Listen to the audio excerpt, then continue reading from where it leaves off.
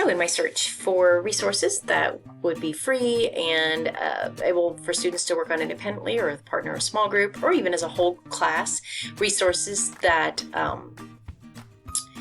that enrich or allow students to go deeper into content areas that they're excited about, or maybe they're content areas we don't specifically cover often or at all in our elementary classroom. And so geography being something that I want to weave in with so much of instruction in the classroom, but also allow students opportunity to go out and explore on their own. And so Google Earth provides some fantastic resources in that regard. And I'm starting here at Google Earth.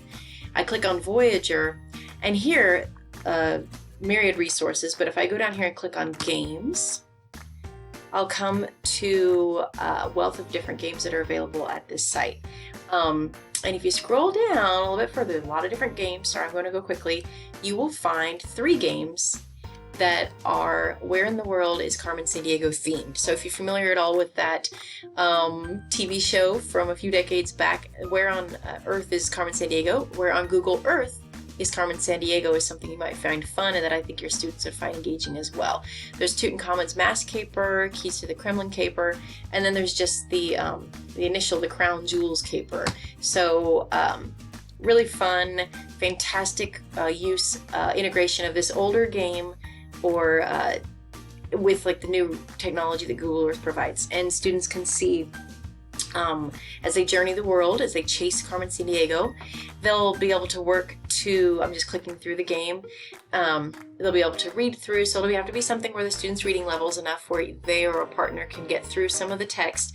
They're going to have to need a bit of background knowledge, or they're going to have access to a resource where they can Google or search maybe some of the clues to the geographical locations or landmarks, regions, languages, cultures, that sort of stuff. So it may be a really great to have a partner or a small group doing this, or as a group. I think you could do it as a whole group if you structured it right. So you know, you're a gumshoe detective, you're off to the world.